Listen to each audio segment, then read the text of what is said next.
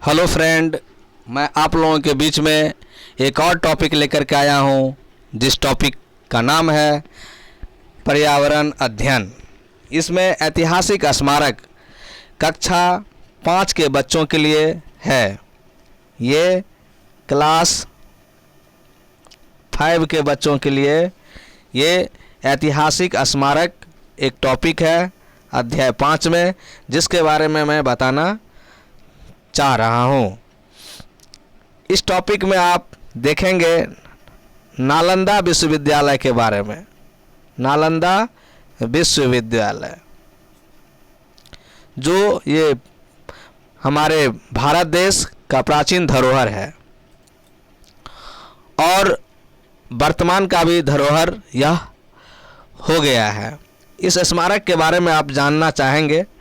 बहुत ही दिलचस्प बात है ये दोस्तों। ये चित्र देखिए, चित्र देख करके किसी भी एंगल से, किसी भी दृष्टिकोण से यह लग नहीं रहा है कि नालंदा यूनिवर्सिटी ऐसा होगा, लेकिन यह खंडहर इस तरह से देखने के बाद आप अपने अतीत के बारे में सोचिए, अपने देश के अतीत के बारे में सोचिए कि हमारा देश कितना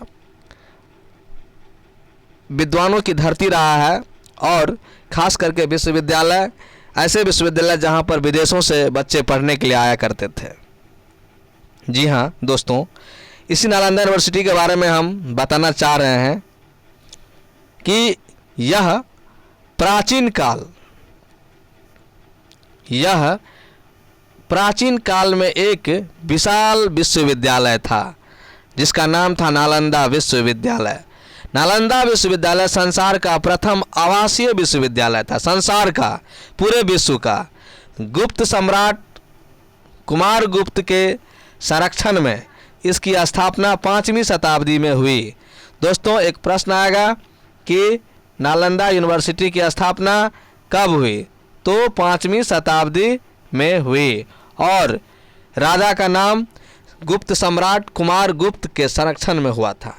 यह आवासीय विद्यालय था, यानी कि हॉस्टल फैसिलिटी भी यहाँ पर थी। संसार की पहली ऐसी व्यवस्था हमारे देश भारतवर्ष में प्रेजेंट था। नेक्स्ट, इस यूनिवर्सिटी के बारे में जानेंगे कि इसमें 10,000 से भी अधिक छात्र थे। सोचिए, उस ज़माने में इस विश्वविद्यालय में 10,000 से भी ज़्यादा छात्र थे और लगभग 2,000 शिक्षक थे, यानी प्रोफेसर थे। इस नालंदा यूनिवर्सिटी, नालंदा विश्वविद्यालय में ज्ञान का केंद्र तो था ही, यह यहाँ पर विश्व के कोने कोने से विद्वानों तथा छात्रों को आकर्षित किया जाता था। ये इतनी अच्छी यहाँ पर एजुकेशन सिस्टम थी, शिक्षा व्यवस्था था। यहाँ कोरिया, जापान, चीन, तिब्बत, इंडोनेशिया तथा तुर्की आदि देशों से लोग पढ़ने लिखने के लिए और पढ़ाने के लिए प्रोफेसर साहब आते थे। 8वीं सदी से 12वीं शताब्दी के बीच इसका उत्कर्ष काल था, यानी 8वीं सदी से 5वीं सदी में इसकी स्थापना हुई, और 8वीं सदी से 12वीं शताब्दी के बीच यह अपने स्वर्ण काल में रहा था। स्वर्ण उत्कर्ष काल था इसका, बहुत ही विकास हुआ।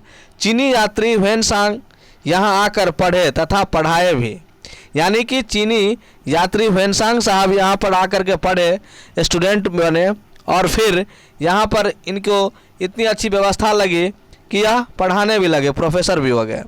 12वीं शताब्दी के अंत तक यह विश्व प्रसिद्ध हो गया, विश्व प्रसिद्ध ज्ञान केंद्र भारत का बन गया। लेकिन 12वीं शताब्दी के अंत तक इस विश्व प्रसिद्ध ज्ञान केंद्र का अंत हो गया। यह 12वीं शताब्दी के बीच में तो इसका उत्कर्ष काल था, लेकिन उस समय 12वीं शताब्दी के अंत तक यह उत्कर्ष जो है पतन की ओर चला गया और इस ज्ञान केंद्र का अंत हो गया। इस विश्वविद्यालय का भवन प्राचीन काल का बेहतरीन नमूना है। इस विश्वविद्यालय का भवन जो है प्राचीन काल का बेहतरीन नमूना है, जो चारों तरफ से ऊंची ऊंची दीवारों से घिरा था। इसका मुख्य द्वार शानदार था मुख्य द्वार शानदार था। इसमें 8 अलग अलग प्रांगण थे तथा 10 मंदिर थे जिनमें अनेक ध्यान केंद्र थे। यानी कि हमारे प्राचीन काल में शिष्य गुरु की जो परंपरा थी उसमें मेडिटेशन का बहुत ही ज़्यादा इम्पोर्टेंट था, जिसकी चर्चा आज बहुत सारे सोशल मीडिया पर बड़े बड़े डॉक्टर जोसेफ मर्सी और रामदेव बाबा करते हैं कि ध्यान पतंजलि विद्यालय है जिसमें ध्यान के द्वारा विद्यार्थियों का ध्यान को केंद्रित करके उसको एनर्जेटिक बनाया जाता है और उसे मेडिटेशन कराया जाता है।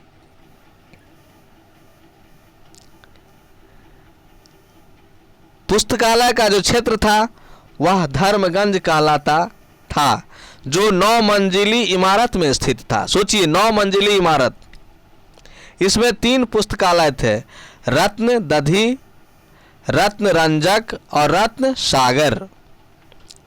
दोस्तों बहुत ही अच्छी बात, बहुत ही अच्छी जानकारी है इसमें जिसको आप देख रहे हैं कि पुस्तकालय क्षेत्र धर्मगंज कहलाता था, धर्म का गंज, और जो 9 मंजिली इमारत में स्थित था। और इसमें 3 पुस्तकालय थे, रत्न दधी, रत्न रंजक और रत्न सागर। और दोस्तों रत्न सागर नामक पुस्तक आ चुकी है, इसी नाम से मिलती है, जिसमें बहुत सारे जीके जीएस का क्वेश्चंस भरपूर मात्रा में है। इतनी अत्यधिक क्वांटिटी में और क्वालिटी में उसमें लिखा गया है, छपा हुआ है कि सभी परीक्षाओं में, यहाँ तक कि बीपीएससी की परीक्षाओं में पीटी के बहुत सारे क्वेश्चन उसमें से आ जाते हैं। तो इस विश्वविद्यालय के बारे में हम और जानेंगे कि इसके प्रवेश द्वार पर 4 द्वार पंडित होते थे। द्वार पंडित होते थे, पंडित जी होते थे, द्वार पंडित, चपरासी नहीं होते थे, द्वार पंडित होते थे, जो प्रवेश परीक्षा लेकर विश्वविद्यालय में प्रवेश देते थे।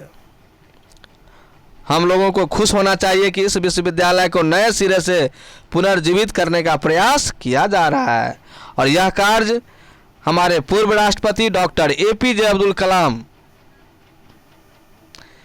साहब के मार्गदर्शन में आरंभ हुआ, जिन्हें नोबेल पुरस्कार से सम्मानित भारत रत्न डॉक्टर अमर्त्य सेन तथा अन्य विशेषज्ञों की देखरेख में इसका प्रोग्रेस चल रहा है।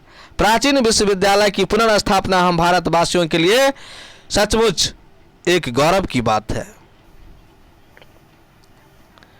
तो आप बहुत सारे क्वेश्चन इसमें से बना सकते हैं, छोटा छोटा क्वेश्चंस है, इसको आप कर लीजिए। ये टॉपिक बहुत छोटा था लेकिन ये टॉपिक अपने आप में बहुत बड़ा टॉपिक है। बिहार के कुछ स्मारकों की चर्चा आपके अध्याय में दिया गया है, जिसको देख लेते हैं कि बिहार प्राचीन ऐतिहासिक स्मारकों से भरा पड़ा है, चाहे वो मगध की राजधानी हो, गिरि, ब्रज, राजगीर या पाटलिपुत्र वर्तमान पटना को कहा जाता है, नालंदा में नालंदा विश्वविद्यालय हो या भागलपुर स्थित विक्रमशिला विश्वविद्यालय, ये अपने आप में विश्वविख्यात है। बोध गया महात्मा बुद्ध के लिए विख्यात है, तो वैशाली भगवान महावीर की जन्मस्थली के लिए। बिहार में सिखों के अंतिम गुरु गुरु गोविंद सिंह का जन्म स्थान पटना साहिब है, और सूफी संतों का केंद्र भी यहाँ यही राज्य रहा है। प्राचीन काल में सम्राट अशोक का राज्य भी रहा है ये पाटलिपुत्र, ये बिहार। उसने जन कल्याणकारी संदेशों के साथ अनेक स्तंभ बनाए। कौन? महाराज सम्राट अशोक, चक्रवर्ती सम्राट अशोक। आज भी नंदनगढ़, लौरिया तथा कोल्हुआ में देखे जा सकते हैं। मोतिहारी के केसरिया में विश्व का सबसे ऊंचा तथा बड़ा बौद्ध स्तूप भी है। आप देख रहे हैं अशोक स्तंभ, जो बच्चों की कॉपी पर इसका रहता है, आपके सत्यमेव जयते रुपये में भी रहता है, सिक्के में। ये वैशाली का स्तूप है आपका, वैशाली में। ये केसरिया का स्तूप है, बौद्ध स्तूप। साथ ही साथ पटना संग्रहालय दर्शनीय तो है ही, जिसे म्यूजियम कहा जाता है, जहां हम लोग बचपन में खेलते कूदते आए हैं। पटना में रहने का सौभाग्य मिला है और वहां पर हम लोग खेलते थे जा कर के।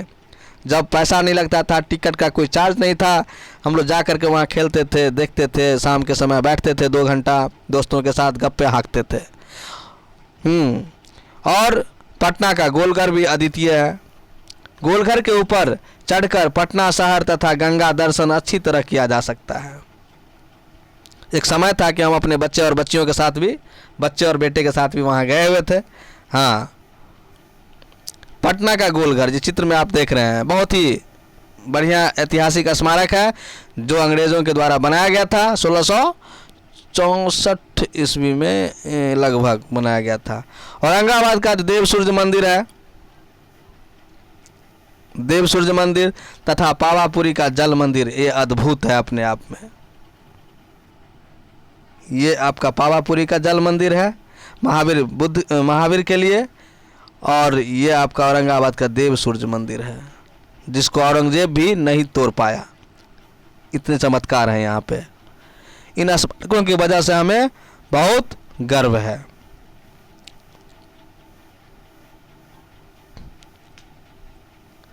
इस प्रकार बच्चों, एक और जानकारी की चीज़ है कि नालंदा यूनिवर्सिटी जो है, इसके निर्माण में जो ईंट का प्रयोग हुआ था, पत्थर का प्रयोग हुआ, इसका इस्तेमाल किया गया। उस समय सीमेंट नहीं था, सोचिए, और सीमेंट की जगह सुर्खी, चूना और उड़द की दाल, छोवा तथा गोंद का इस्तेमाल किया जाता था, और 9वीं 10वीं बिल्डिंग तक बना हुआ था।